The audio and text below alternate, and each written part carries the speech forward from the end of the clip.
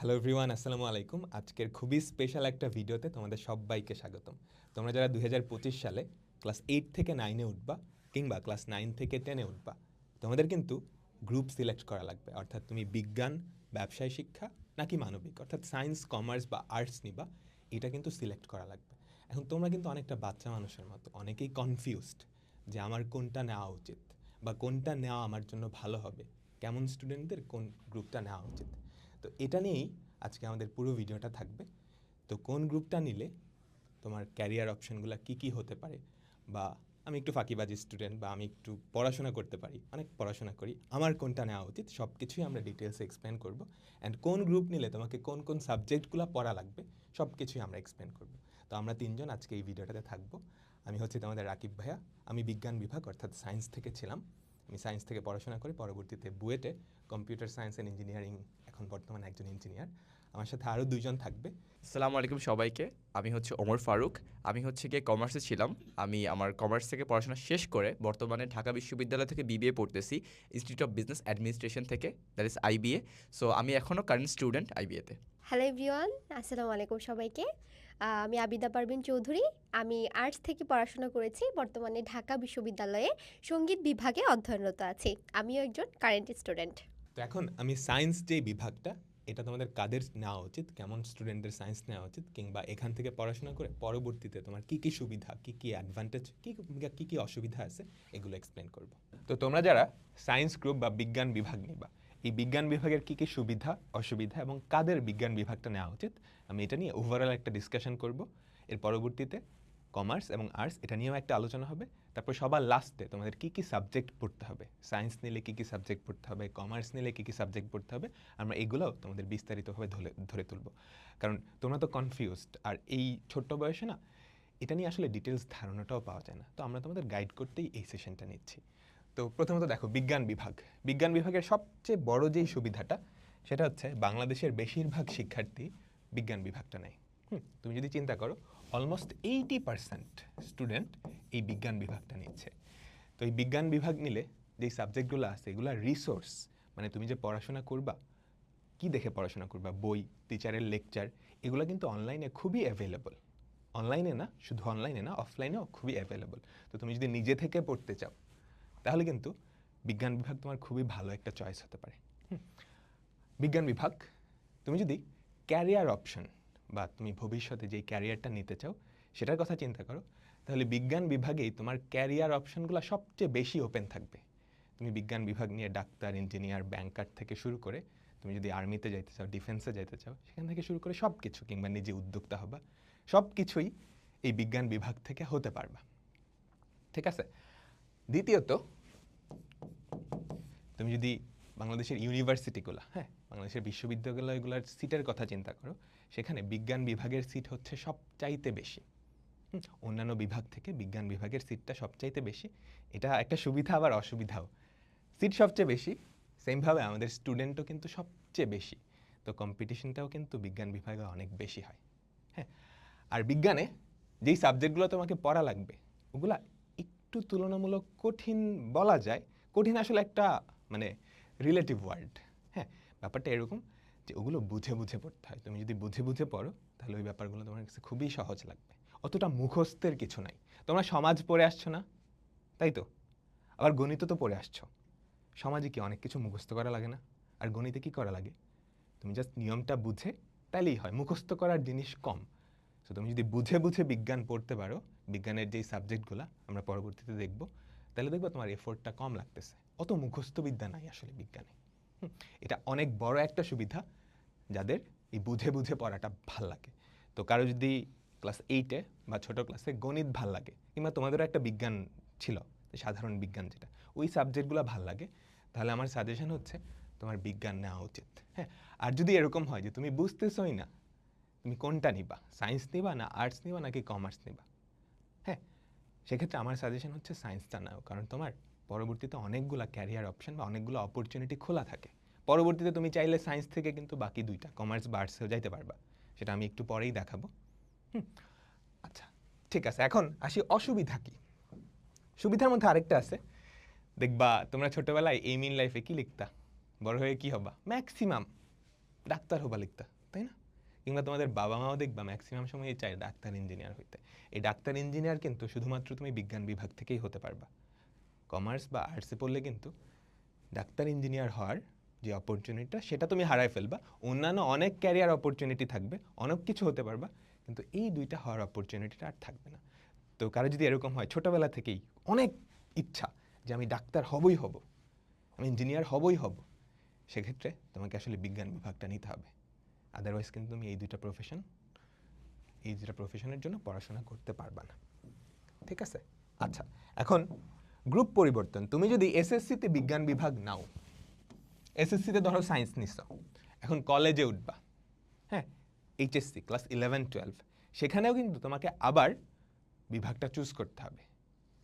তুমি যদি বিজ্ঞান বিভাগ নাও, পরবর্তীতে কলেজে উঠে তুমি তিনটার যে কোনো একটা বিভাগও চুজ করতে পারবা। তুমি ধরো কলেজে সায়েন্স নিলা, ম্যাক্সিমাম কলেজে সায়েন্স, মানে স্কুলে সায়েন্স নিলে কলেজে সায়েন্সই নেই। এখন কিছু কিছু স্টুডেন্ট আছে যারা ধরো স্কুলে সায়েন্স নিছে কিন্তু সায়েন্স নিয়ে ও বুঝতেছে না, ওর কাছে কঠিন লাগতেছে, হ্যাঁ, তখন তার সুযোগ থাকবে সে আর্টস বা কমার্সেও চাইলে শিফট করতে পারবে। ওকে, আচ্ছা, আমরা অনেক সুবিধা দেখলাম।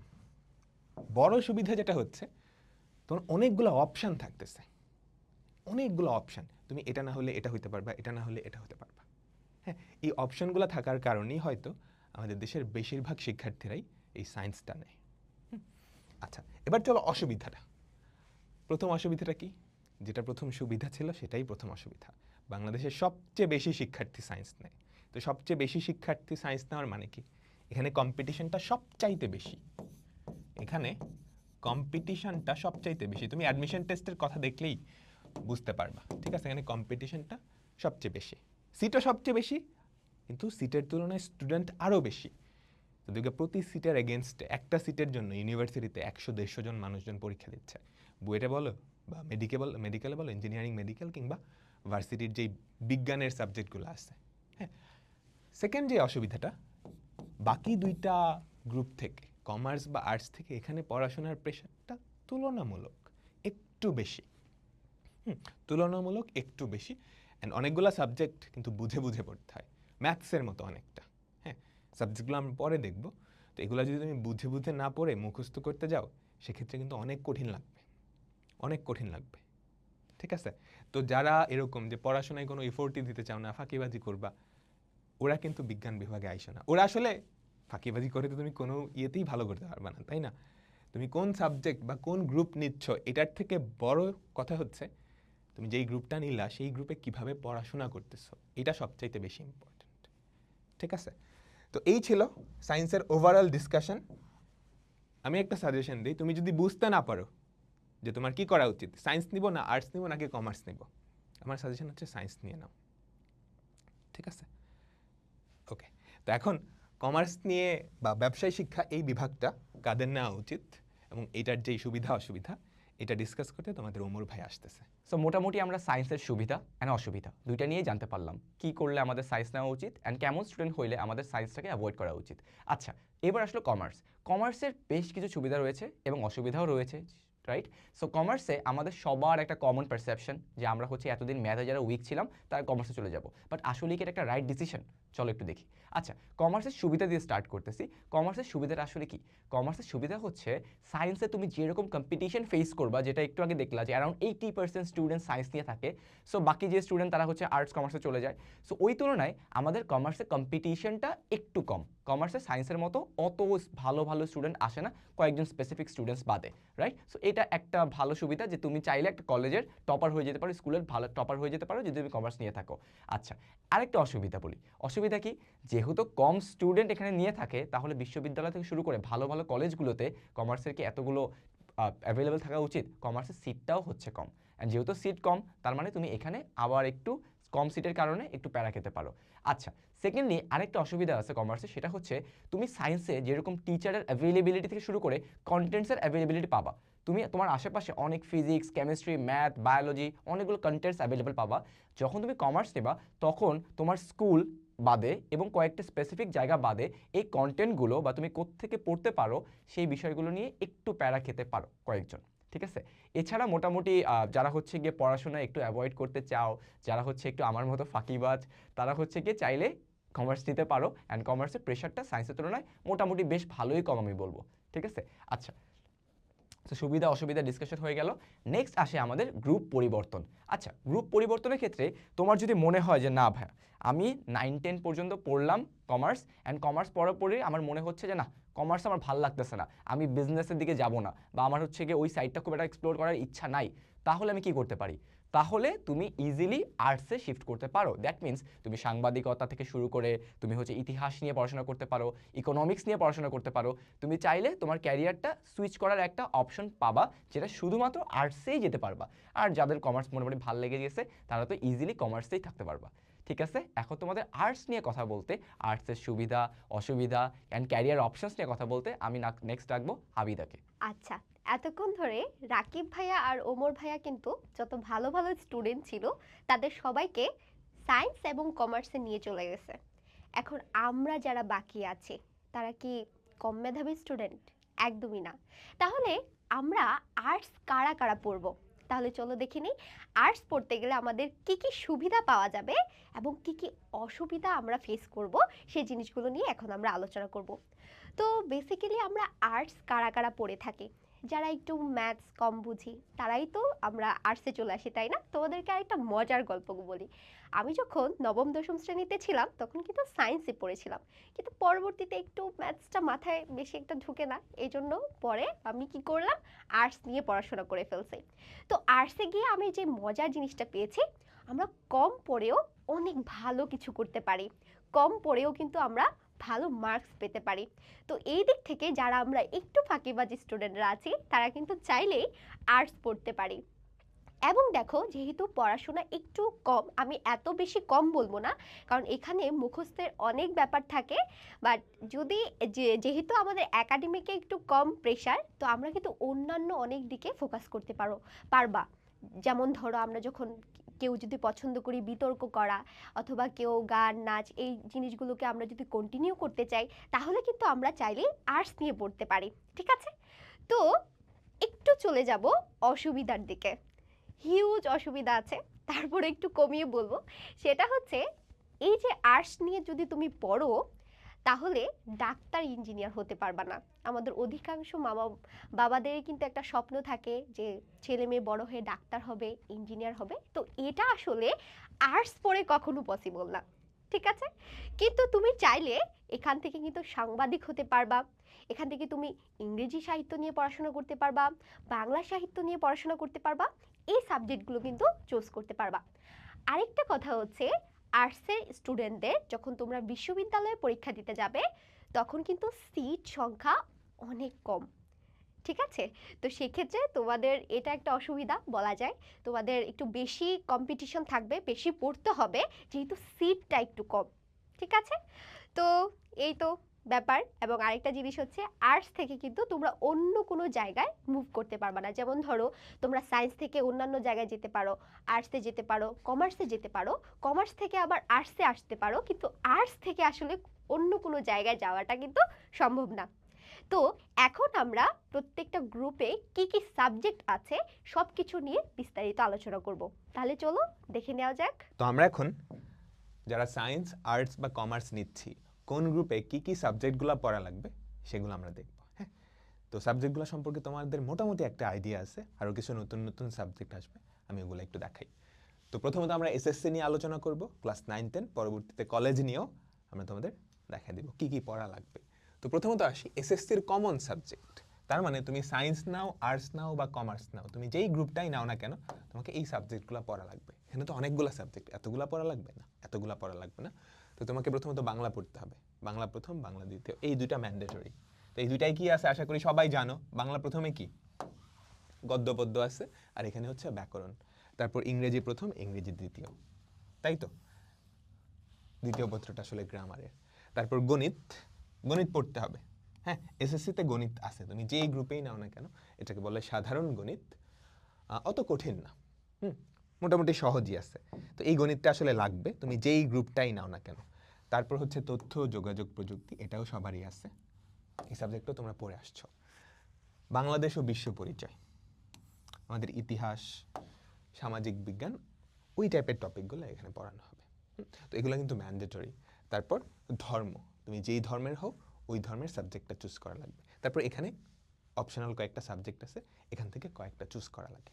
হ্যাঁ, শারীরিক শিক্ষা, কারুকলা, কৃষি শিক্ষা, গার্হস্থ্য অর্থনীতি, সবগুলা চুজ করা লাগে না, একটার পরিবর্তে আরেকটা। এগুলো তোমরা ডিটেলসে যখন এসএসসিতে চুজ করবা তখন বুঝতে পারবা।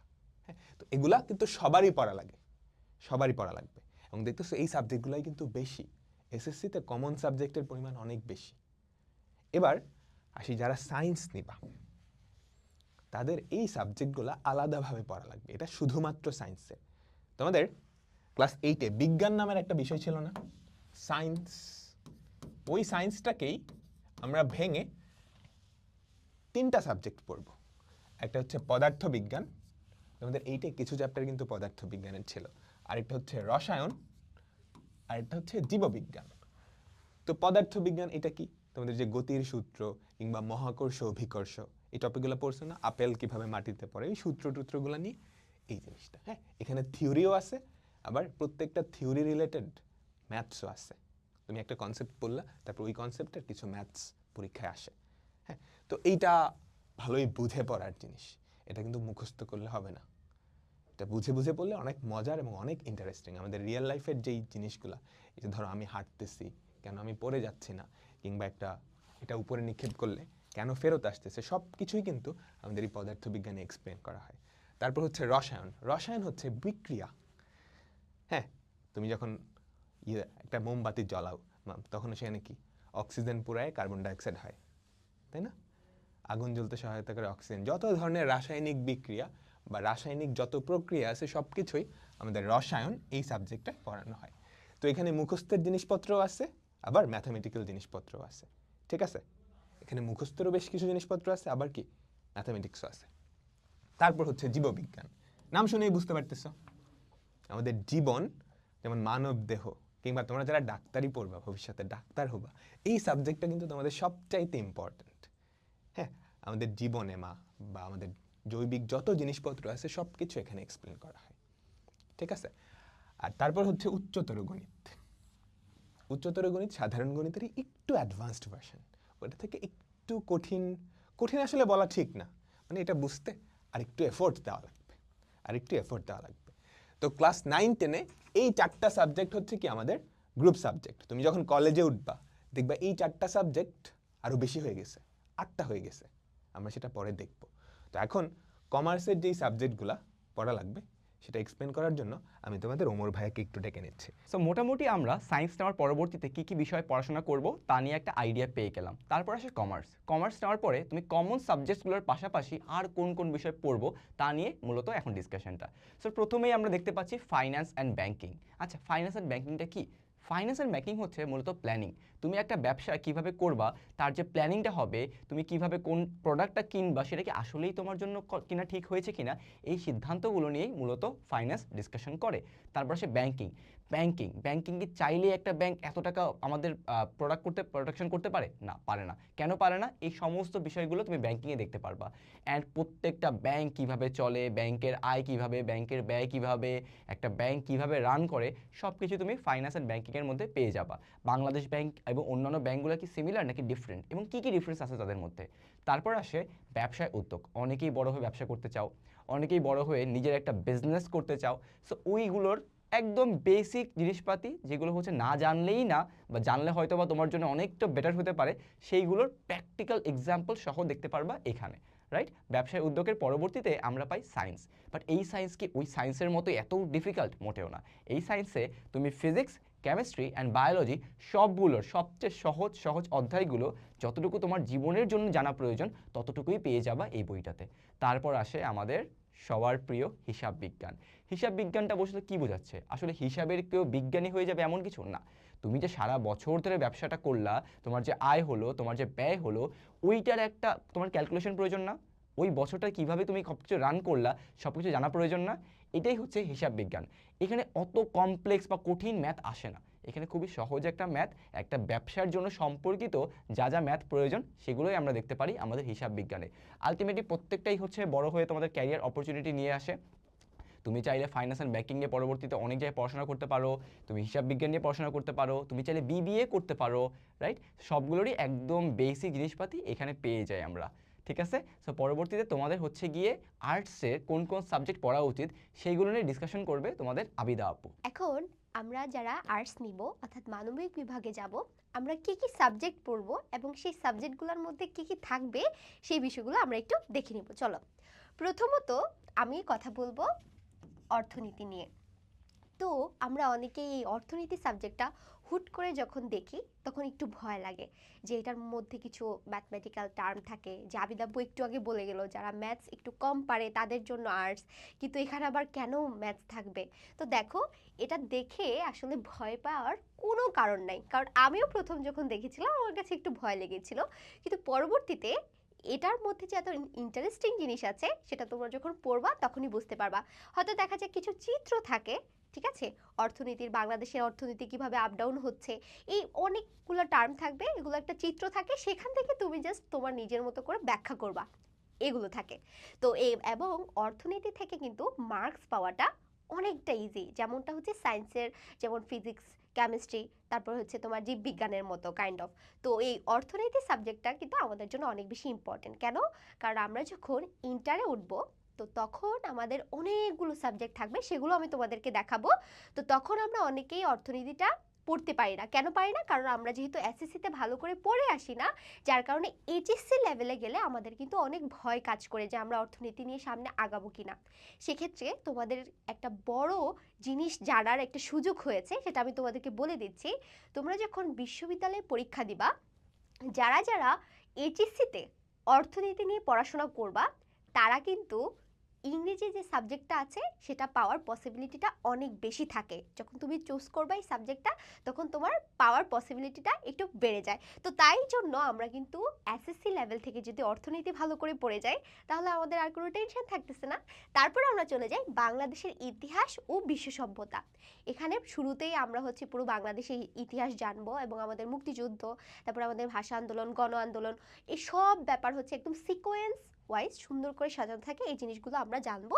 এবং বিভিন্ন সভ্যতা, যে মৌর্য, তারপরে হচ্ছে তোমার গুপ্ত, এই যে বংশগুলো কিভাবে আসছে, তারা কিভাবে বিস্তার করছে, এই ব্যাপারগুলো নিয়ে একদম সংক্ষিপ্তভাবে ছোট্ট করে আলোচনা করা আছে, যেটার বিস্তারিত আলোচনা আমরা এইচএসসি লেভেলে গিয়ে পড়াশোনা করি। পরিণতি ও নাগরিকতা, এখানে হচ্ছে আমাদের দেশের যে তোমার সরকার ব্যবস্থা, আরও হাবিজাবি অনেক জিনিস, পরিবেশ নিয়ে আলোচনা করা হয়ে থাকে, সব কিছু কিন্তু থাকবে তোমার পরিণতি ও নাগরিকতাতে। ভূগোল ও পরিবেশের মধ্যে হচ্ছে আমাদের বায়ুমণ্ডল, পরিবেশ দূষণ, এই সব জিনিস নিয়ে আলোচনা করে থাকবে। এবং ভূগোল আর পরিণতি, এই দুইটা জিনিস কিন্তু তুলনামূলক অনেকটা ইজি আছে। তারপরে আমরা সর্বশেষ যেটা দেখবো সেটা হচ্ছে বিজ্ঞান। তো এই বিজ্ঞানও কিন্তু আমাদের জন্য একদমই সহজ, কারণ আমরা 6, 7, 8 পর্যন্ত যে বিজ্ঞানের বিষয়গুলো পড়ে এসেছি, এই সব বিষয়গুলোই কিন্তু আমাদের এখানে কি করা থাকবে, সবগুলোকে একসাথে করে দেওয়া থাকবে। তো সেই জিনিসগুলো পড়তেও আমাদের কাছে খানিকটা ইজি লাগে। তবে এক্ষেত্রে তোমাদেরকে আমি একটা জিনিস বলে দিব, তোমরা যারা মনে করো যে আসলে মানবিকে পড়াশোনা কম, তোমরা আসলে মানবিক বিভাগ যখন নিবা তখনই বুঝতে পারবা যে এখানে আসলে পড়াশোনাটা অন্যান্য যে গ্রুপগুলো আছে তার থেকে অনেকটা বেশি। এবং তোমাদেরকে কিন্তু প্রচুর লিখতে হবে। যারা প্রচুর লিখতে পারো, যাদের এই মেন্টালিটিটা আছে, তারাই মূলত কিন্তু আর্টস থেকে ভালো কিছু করতে পারে। তাহলে চলো এখন এইচএসসি লেভেলে আমরা কোন কোন সাবজেক্টগুলো চুজ করব এবং কিভাবে পড়বো সেই বিষয়গুলো নিয়ে আমরা আরো বিস্তারিত জেনে নিব। তাহলে আমরা চলে যাচ্ছি আমাদের রাকিব ভাইয়ের কাছে। তো তুমি যদি সায়েন্স, কমার্স বা আর্টস নাও, এসএসসিতে তথা 9-10-এ তোমাকে কি কি সাবজেক্টগুলো পড়া লাগবে এবং ওগুলোতে কি কি পড়ানো হয় সেগুলো আশা করি সবাই বুঝছো। এখন তুমি একটু নিজে চিন্তা করো যে তুমি ভবিষ্যতে কি হতে চাও, এটার উপর বেস করে ডিসিশনটা নিও। হ্যাঁ, আর যদি এরকম হয় তোমার কাছের কোনো বড় ভাইয়া বা আপু যে এগুলো পড়ছে কিংবা ইউনিভার্সিটিতে আসছে, কিংবা বাবা মায়ের সিদ্ধান্ত কিংবা বাবা মায়ের যে উপদেশগুলো ওগুলোও নাও। হ্যাঁ, ওগুলো নিয়ে তারপর ডিসাইড করো, ঠিক আছে? আর যদি এরকম হয় বুঝতেই পারতেছো না কি করা লাগবে, আর তুমি একটু পড়াশোনায় এফোর্ট দিতে পারো, সেক্ষেত্রে আমার সাজেশন হচ্ছে সায়েন্স নিয়ে যাও, সায়েন্স নিয়ে নাও। আর যদি এরকম হয় তুমি পড়াশোনার পাশাপাশি অনেক কিছু করতে চাচ্ছ, যাতে পড়াশোনায় এফোর্টটা কম দেওয়া লাগে, কোনো মতে জাস্ট পার করে দিতে চাচ্ছ, বাট পড়াশোনার পাশাপাশি ধরো তুমি কোনো একটা ব্যবসা করবা বা উদ্যোগ নিবা বা এক্সট্রা কারিকুলার অনেক কিছু করবা, যাতে পড়াশোনায় টাইমটা খুব কম দেওয়া লাগে, সেক্ষেত্রে তুমি হয়তো কমার্স বা আর্টসটা নিতে পারো। তো আমরা এখন দেখি যে কলেজে অর্থাৎ এইচএসসিতে তোমার কোন কোন সাবজেক্ট পড়া লাগবে তুমি যদি সায়েন্স কমার্স বা আর্টস নাও। প্রথমত আমাদের কমন সাবজেক্ট, খেয়াল করছো কমন সাবজেক্ট কিন্তু কমে গেছে। তুমি যত উপরে উঠবা তোমার ওই গ্রুপ ভিত্তিক সাবজেক্টগুলো কিন্তু তত বেশি আসতে থাকবে। ফর এক্সাম্পল তুমি যদি দেখো এসএসসিতে সায়েন্স কমার্স আর্টস সবারই কমন সাবজেক্ট কতগুলো ছিল, তাই না? গ্রুপ ভিত্তিক সাবজেক্ট অল্প ছিল। এখন তুমি যখন আরেকটু বড় হইছো তুমি খেয়াল করবা কমন সাবজেক্ট কমে গেছে। বাংলা প্রথম দ্বিতীয়, ইংরেজি আর হচ্ছে তথ্য ও যোগাযোগ প্রযুক্তি, সমাজ টমাজ ধর্ম ওগুলা কিন্তু নাই, কমে গেছে। সাবজেক্ট কি আসলেই কমে গেছে? এগুলা কমছে, কমন সাবজেক্ট কমছে, কিন্তু গ্রুপ ভিত্তিক যেই সাবজেক্টগুলো সেগুলো কিন্তু বেড়ে গেছে। আমাদের এসএসসিতে 4টা সাবজেক্ট ছিল না, পদার্থবিজ্ঞান, জীববিজ্ঞান, রসায়ন, উচ্চতর গণিত, সবগুলা ডাবল হয়ে গেছে, 2 পেপার হয়ে গেছে। দেখছো পদার্থবিজ্ঞান 2টা, জীববিজ্ঞান 2টা, এগুলো কিন্তু ডাবল হয়ে গেছে। তুমি যখন আরো বড় হবা, ধরো ইউনিভার্সিটিতে উঠছো, হ্যাঁ ইউনিভার্সিটিতে উঠে এক একজন তো এক এক সাবজেক্ট চুজ করে। তুমি ইঞ্জিনিয়ারিং কিংবা মেডিকেলে গেলা, কিংবা ধরো সায়েন্সের কোনো একটা সাবজেক্ট, ফিজিক্স, কেমিস্ট্রি, কিংবা ধরো জেনেটিক ইঞ্জিনিয়ারিং, তুমি যেই সাবজেক্টই নাও না কেন তুমি দেখবা ওই সাবজেক্টের টপিকগুলো বেশি আসতেছে, তখন তোমাকে বাংলা ইংরেজি এগুলোও পড়া লাগবে না। তুমি যত বড় হবা তুমি যেই গ্রুপটা নিচ্ছ ওই গ্রুপের বা ওই ফিল্ডের, হ্যাঁ তুমি যেই সাবজেক্টটা চুজ করবা সেই ফিল্ডের সাবজেক্টগুলো টপিকগুলো আস্তে আস্তে বাড়তে থাকবে। তো দেখলা সায়েন্সে এগুলো পড়া লাগবে, এগুলো নিয়ে তো একটা আইডিয়া হলোই, আস্তে আস্তে আরও আইডিয়া হবে।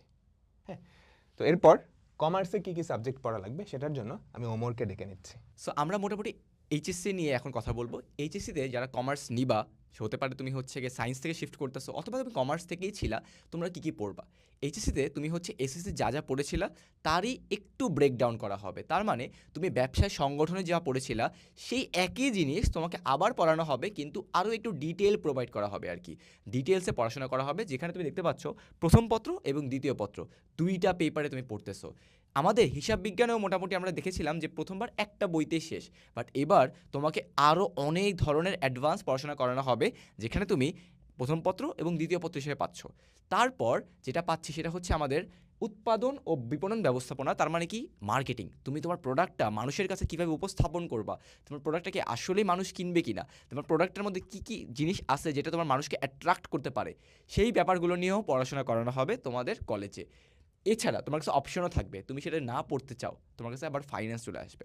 ফাইন্যান্স কি? একটু আগেই বলেছিলাম, যদি ব্যাংকিং নিয়ে পড়াশোনা করতে চাও, সিদ্ধান্ত নেওয়া নিয়ে যে আসলে এই সিদ্ধান্তটাকে আমার নেওয়া উচিত কি না, তখন তুমি ফাইন্যান্স নিয়ে পড়াশোনা করতে পারো। এখানে আরও একটা বিষয় আসতে পারে যেটা অনেক কলেজে আসে, সেটা হচ্ছে স্ট্যাটিস্টিক্স, পরিসংখ্যান। যাদের মোটামুটি ম্যাথ ভালো লাগে, কিছু কিছু কলেজ তোমাকে স্ট্যাটিস্টিক্সও অফার করে, সেখানে তুমি পরিসংখ্যান নিয়ে পড়াশোনা করতে পারো। কিভাবে তোমার একটা ডিটেলসে ব্রেকডাউন করা যায়, কিভাবে অ্যানালাইসিস করা যায়, এবং একটা সিদ্ধান্তটা কি আসলেই নেওয়া উচিত কি না, মোটামুটি সব কিছুর একটা আইডিয়া পাওয়া যায় স্ট্যাটিস্টিক্সে। ঠিক আছে, এখন তোমাদেরকে আমি পাস করতেছি আবিদ আপুকে, যে হচ্ছে তোমাদের আর্টস নিয়ে কথা বলবে, যে এইচএসসিতে কোন কোন আর্টসের টপিক পড়াশোনা করা উচিত। ওকে, তাহলে চলো আমরা এখন দেখে নিব যে আর্টসে আমরা কি যখন এইচএসসি লেভেলে যাব তখন কি কি সাবজেক্ট পাচ্ছি। প্রথম দেখাতে একটু ভয় লাগতে পারে, একদমই ভয় পাওয়া যাবে না যে এতগুলো সাবজেক্ট সবগুলো পড়তে হবে, না একদমই না। এখানে সবচেয়ে বড় একটা সুযোগ তোমাদের জন্য দেওয়া হয়েছে, সেটা দেখো, তোমরা যখন এসএসসি লেভেলে ছিলা তোমাদের কিন্তু বাধ্যতামূলক 4টা সাবজেক্ট পড়া লাগতো, মানে পরিণীতিও তোমাদের পড়তে হবে, ভূগোলও পড়তে হবে, তোমার অর্থনীতিও পড়তে হবে, বিজ্ঞানও পড়তে হবে।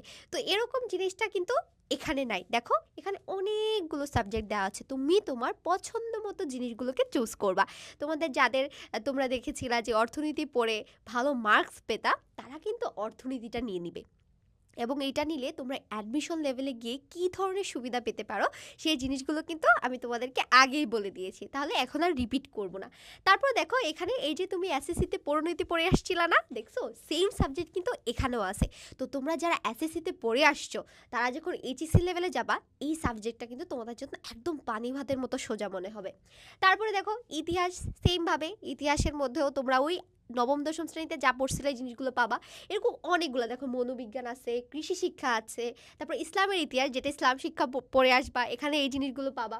তো তো মৃত্তিকা বিজ্ঞান, তারপর হচ্ছে যুক্তিবিদ্যা, আরও অনেকগুলো সাবজেক্ট আছে। তো তোমরা হচ্ছে তোমাদের পছন্দ মতো যেটা যেটা তোমাদের ভালো লাগে এবং যেটা পড়ে মনে করবা যে এখান থেকে আমি ভালো মার্কস পেতে পারবো, তাহলে সেগুলো চুজ করে নিবা নিজেদের পছন্দ মতো। ঠিক আছে, বুঝে নিয়েছো তো? তাহলে কি কি পড়তে হবে তোমাদেরকে? তো এখন আমরা চলে যাবো আমাদের রাকিব ভাইয়ার কাছে, যে তিনি ওভারঅল বলবেন আমাদেরকে কার কি সাবজেক্ট আসলে নেওয়া উচিত এবং কি গ্রুপ আমাদের নেওয়া উচিত। তাহলে রাকিব ভাইয়ের কাছে আমি পাস করে দিচ্ছি। তো তোমাদের কিন্তু সব কিছু একদম ডিটেলসে এক্সপ্লেন করা হয়েছে। এখনও অনেকে কনফিউজ থাকতে পারো। ওভারঅল যেটা সেটা হচ্ছে, তোমার যদি পড়াশোনায় অনেক এফোর্ট দিতে ইচ্ছা করে, কিংবা এরকম ফিক্সড টার্গেট থাকে আমাকে ডাক্তার বা ইঞ্জিনিয়ার হতেই হবে, কিংবা সায়েন্সের এই সাবজেক্টটাই পড়াই লাগবে, সেক্ষেত্রে অবশ্যই তুমি সায়েন্সটা নিবা। ঠিক আছে? আর যদি এরকম হয় যে পড়াশোনায় একটু কম এফোর্ট দিতে চাচ্ছ, তুমি পড়াশোনার বাইরে অন্য কিছু করতে চাও, ধরো আর্টিস্ট হতে চাও, কিংবা সেলিব্রিটি হতে চাও, ইউটিউবার হতে চাও, বা এরকম কিছু একটা, বা খেলোয়াড় হতে চাও, পড়াশোনায় কম এফোর্ট, তাহলে তুমি হয়তো আর্টস বা কমার্স এগুলো চুজ করতে পারো। তুলনামূলকভাবে পড়াশোনায় এফোর্ট ওগুলো কম দেওয়া লাগে। হ্যাঁ, এখন সায়েন্স চুজ করলেই যে তুমি খুব ভালো হয়ে গেছো, বা ওগুলা চুজ করলেই যে খুব খারাপ হয়ে গেছো, ব্যাপারটা কিন্তু এরকম না। হ্যাঁ, ব্যাপারটা হচ্ছে তুমি ওটা চুজ করার পর কিভাবে পড়াশোনাটা করতেছো। সায়েন্স থেকেও খুব ভালো করা যায়, আর্টস থেকেও খুব ভালো করা যায়, কমার্স থেকেও খুব ভালো করা যায়। এটা ডিপেন্ড করে তুমি গ্রুপটা চুজ করার পর নিজে কি করতেছো। তুমি যদি সায়েন্স চুজ করে নিজেকে খুব কুল ভেবে পড়াশোনা ছেড়ে দাও, তাহলে কিন্তু আরও খারাপ জিনিস হবে। তো সব জায়গা থেকেই টপ করা যায়। তো এটাই ছিল আমাদের আজকের ডিসকাশন। আর আরেকটা সাজেশন হচ্ছে, তোমার যদি কোনো বড় ভাইয়া বা আপু থাকে, কিংবা সিনিয়র যারা ধরো ইউনিভার্সিটিতে পড়াশোনা করতেছে বা এই স্টেজগুলো কাভার করে আসছে, ওদের সাথে একটু ডিসকাস করে, একটু আলোচনা করে তারপর সাবজেক্টটা চুজ করো বা গ্রুপটা চুজ করো। ওরা তোমাকে আরও ভালো গাইড করতে পারবে আর কি, তোমার সিচুয়েশন বুঝে। কারণ ওরা তো তোমার পড়াশোনা সম্পর্কে অবগত। হ্যাঁ, আমরা তো না। ওরা তোমাদের পড়াশোনা সম্পর্কে অবগত, এবং তুমি যে বড় হইছ, তোমার যেই পড়াশোনার স্টেজগুলো ওরা কিন্তু সবগুলাই দেখে আসছে। সো ওরা আরও বেটার সাজেস্ট করতে পারবে। ঠিক আছে? তো এই ছিল আমাদের আজকের ভিডিও। সবার জন্য অনেক অনেক শুভকামনা রইল। আল্লাহ হাফেজ। আল্লাহ হাফেজ সবাইকে।